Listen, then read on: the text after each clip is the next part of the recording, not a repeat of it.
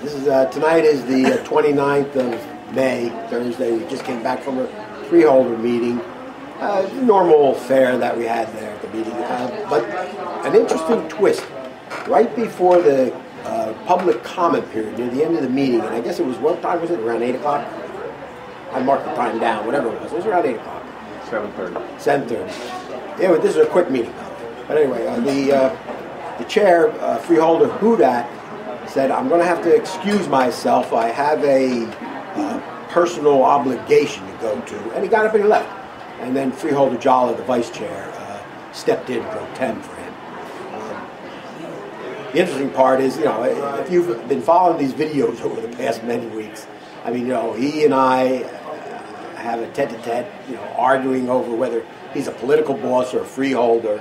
So maybe, and then the last meeting, if you were watching, I kind of got tossed out. So maybe I don't know, maybe I came back, of course, and maybe he got scared, so he ran away. Anyway, my guess, not that I want to toot my own horn, but anyway, Tina actually says possibly there's a political fundraiser in Linden, and that's where he attended.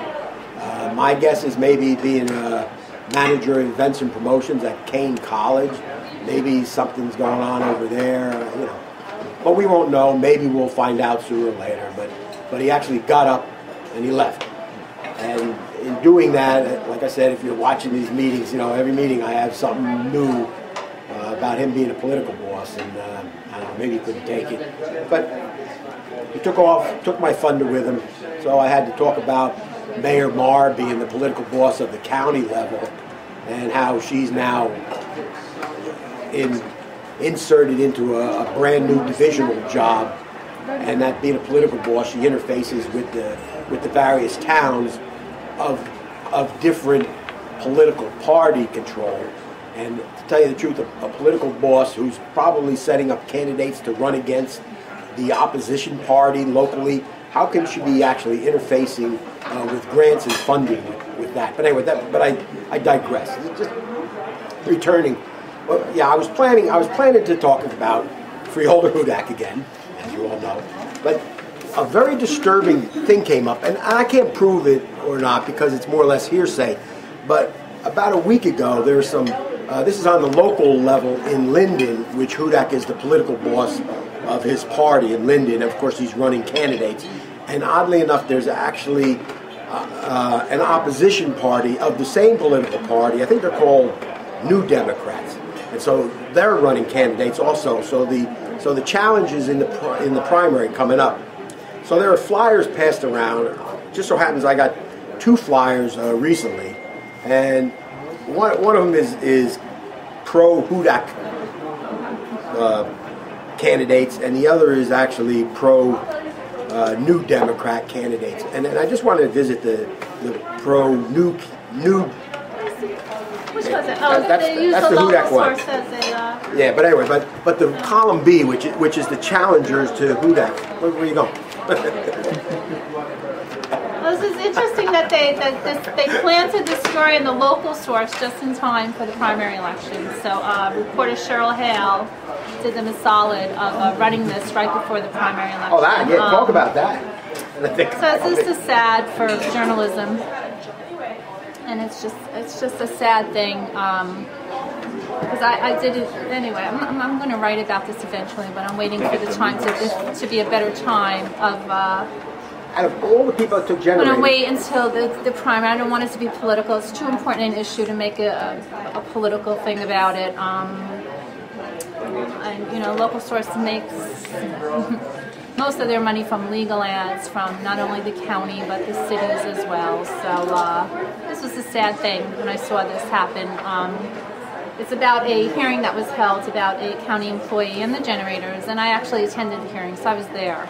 And supposedly Hal Oprah'd the transcripts of it, and that's what she wrote her story. But it's obvious that someone sent it to her and made sure she did this right before the primary. So it's really sad how counties running governments, there is no emergency plan in place.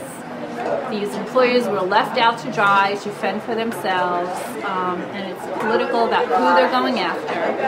And going against all their we don't comment on employee lawsuits and things like that.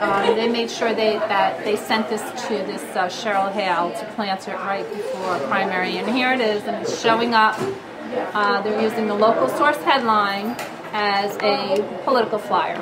So there you go. That's journalism for you.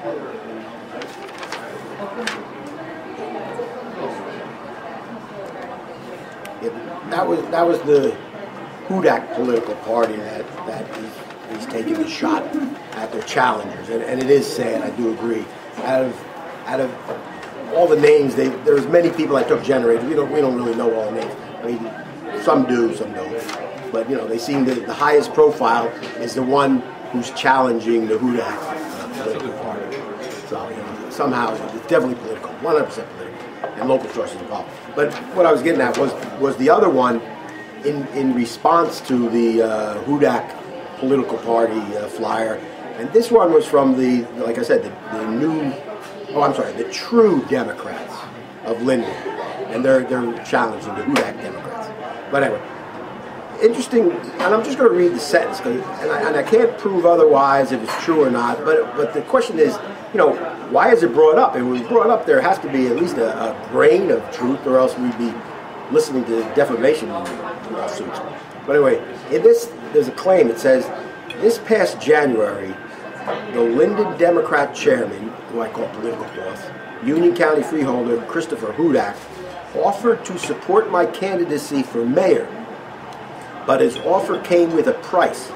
He would pick my running mate for council president, and I would have to agree to appoint him the City of Linden's new business administrator.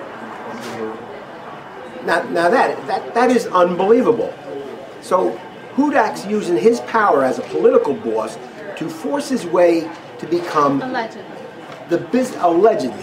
become the business administrator of Linden. And this is a freeholder, no less, doing this. It's all alleged, as Tina mentions, and can you prove it? No, it's hearsay, but it's on a flyer, and it'd be very interesting to find out if it was true or not. We can draw our own conclusions, of course, but that's what I was going to talk about, and I would really like to hear Hudak respond to that if it was just false or true or whatever. And if he's, I just think he's making $31,500. If he's making $31,500 to be a freeholder, we're paying him to run freeholder meetings, and he's leaving for personal issues. Maybe he had a doctor's appointment, or something like that. I can understand. But if he's leaving to attend a political function or his function for his full-time job, that is extremely inappropriate. That means he can't handle the duties of a freeholder, for which we pay him $31,500 to pretty much do this, to attend meetings. That's pretty much what he gets paid for. So that does tie in with the political boss / freeholder Bruce's thing.